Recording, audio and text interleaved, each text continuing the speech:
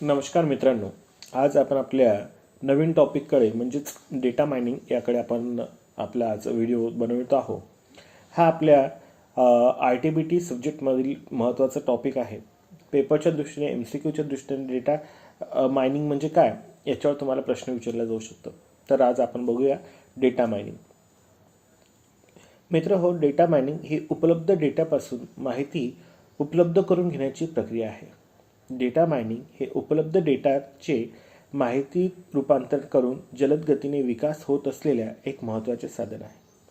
हे साधन सामान्यतः विस्तृत अशा डेटाचा उपयोग करीत असणाऱ्या संस्थांकरिता, उदाहरण द्यायचं म्हटलंच तर विपणन, देखरेख करणाऱ्या संस्था, शास्त्रीय संशोधन संस्था, फसवणूक लबाडी शोधून काढणाऱ्या संस्था इत्यादी अशा प्रकारच्या संस्थांमध्ये डेटा मायनिंग ही डेटा प्रणाली अतिशय उपयुक्त ठरत आहे. आणि आज जसं जसं आपण काळाने प्रगती दिशेकडे जातो आहे तसं तसं डेटा मायनिंगला महत्त्व देखील अतिशय जास्त प्राप्त होत आहे. डेटा मायनिंग ही प्रणाली उपलब्ध डेटाचे अतिशय बारकाईने पृथक्करण म्हणजेच त्याला प्रोसेसिंग आपण असं म्हणू शकतो करून डेटामध्ये प्रत्यक्ष अप्रत्यक्षपणे उपलब्ध असणाऱ्या माहितीवर संशोधन करून परिपूर्ण अशी माहिती उपयोगकर्त्याला पुरवित असते. डेटा मायनिंगमध्ये माहितीचे डिकोडिंग करण्याची क्षमता अतिशय विस्तृत प्रमाणावर असून कच्च्या माहितीमध्ये असणाऱ्या सर्व बाबींचे सखोल परीक्षण या प्रणालीद्वारे केले जात असते. डेटा मायनिंग ही प्रणाली डेटा वेअरहाऊसला पूरक अशी आहे. डेटा वेअरहाऊसमध्ये आपण बघितलं की डेटा वेअरहाऊसमध्ये नेमकं होतं काय, तर डेटा हाऊसमध्ये प्रामुख्याने डेटा संग्रहित करणे, त्याचे पृथक्करण करणे आणि त्याच्यावर ज्यावेळेस उपलब्ध डेटा आहे त्यावेळेस ते आपणास माहिती उपलब्ध करून घेणे हे डेटा वेअरहाऊसचं एक महत्त्वाचं कार्य आहे. आपण आपल्या कालच्या व्हिडिओमध्ये बघितलं. त्यालाच पूरक एक अशी एक सिस्टीम किंवा व्यवस्था म्हणून डेटा मायनिंगकडे पाहायला जात आहे. डेटा वेअरहाऊसमध्ये डेटाचे पृथक्करण करून डेटा व्यवस्थितरित्या सुरक्षित सांभाळून ठेवण्याचे कार्य केले जाते. तर डेटा मायनिंग साठवून ठेवलेल्या डेटाचे शास्त्रोक्त पद्धतीने आपण लक्षात घेतलं पाहिजे की डेटा मायनिंगमध्ये होतं काय ॲक्च्युली, तर डेटा मायनिंगमध्ये साठवून ठेवलेल्या डेटाचे शास्त्रोक्त पद्धतीने सखोल स्वरूपात डिकोडिंग करून उपलब्ध असणाऱ्या डेटाचे लहान लहान प्रमाणात विभाजन करून त्याचा अर्थ निश्चित करीत असते व त्या दृश्य अदृश्य बाबी उपयोगकर्त्याला उपयोगितेच्या वेळी उपलब्ध करून देण्याचं कार्य डेटा मायनिंग हे करत असतं. म्हणजे कोडिंग आणि डिकोडिंगच्या मदतीने तुम्हाला जशा प्रकारची माहिती उपलब्ध करून घ्यायची आहे तर ते डेटा मायनिंगच्या मदतीने तुम्हाला करून घेणे हे शक्य होत असतं. आणि डेटा वेअरहाऊसमध्ये काय होतं, तर डेटा वेअरहाऊसमध्ये माहितीचे संग्रहण केले जाते आणि तुम्हाला त्याच्यावर प्रोसेस करून ज्यावेळेस डेटा उपलब्ध करून घ्यायचं असेल ते तुम्हाला करून घेता येत असतं. आपण हे यामधलं महत्त्वाचे दोन मुद्दे पाहिले, फरक काय असतो तो पाहिला. तर पुढे सांगायचं म्हटलं तर डेटा मायनिंग हे अतिशय शक्तिशाली असं आधुनिक तंत्र असून ते डेटा वेअरहाऊसमधील डेटातील अतिशय महत्त्वाच्या अशा माहितीवर प्रकाश टाकते. त्याचबरोबर सामान्य अशा माहितीवर सुद्धा प्रकाश तो टाकीत असतो. हे आपल्याला लक्षात घेतलं पाहिजे. डेटा मायनिंग हे आज खूप जास्त प्रभावी असं एक माध्यम म्हणून आपल्या पुढे आलेलं आहे आणि आपल्याला जो आवश्यक घटक आहे त्याच्यावर प्रकाश टाकण्याचं काम डेटा मायनिंगच्या मदतीने आपण करीत असतो.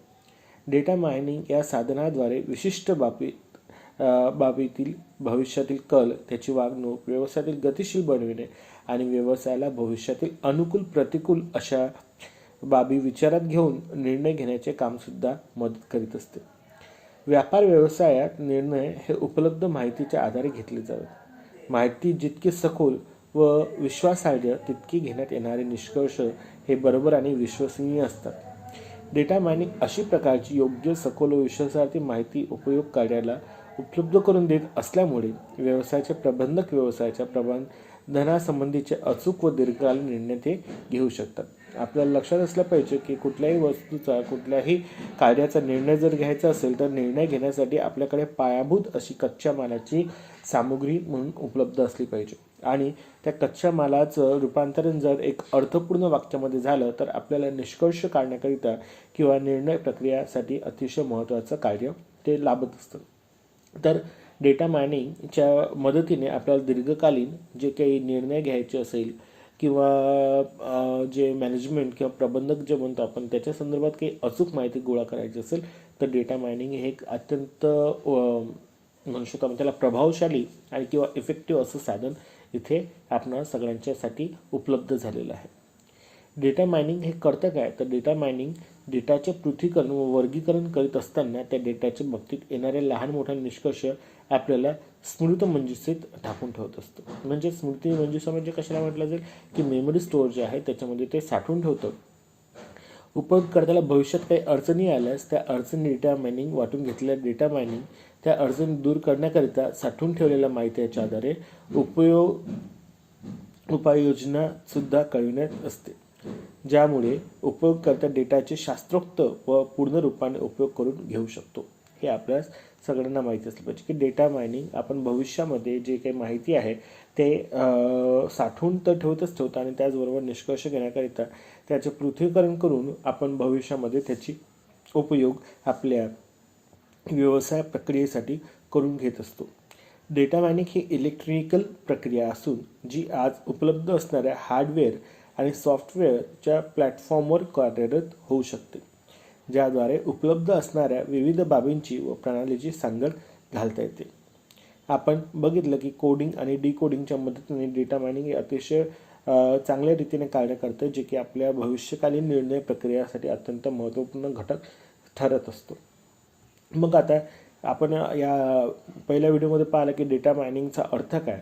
मग आता डेटा मायनिंगमध्ये प्रामुख्याने घटक काय, कुठले घटक राहतात किंवा त्याचे एलिमेंट्स काय आहे. तर मित्र तुम्हाला इथे सांगावं असं वाटतं की डेटा मायनिंगवर प्रामुख्याने 4 महत्त्वपूर्ण घटक ठरतात, ज्याच्यावर डेटा मायनिंगची प्रक्रिया जी आहे ती भरभक्कम प्रमाणात चालत असते. पहिलं कुठलं आहे, तर पहिलं आहे समूह. समूहालाच आपण क्लस्टर असं म्हणतो. आता काय असतं क्लस्टरिंग किंवा समूह, तर डेटा मायनिंगमध्ये ही प्रणाली समूह या संकल्पनावर आधारित असते. डेटा मायनिंग ही कोणतीही अशी प्रणाली नसून तो एक प्रकारचा समूह आहे. हे बघा, माहिती ते एका प्रकारे गोळा करते, एक समूहाच्या दृष्टीने ते कार्य करते.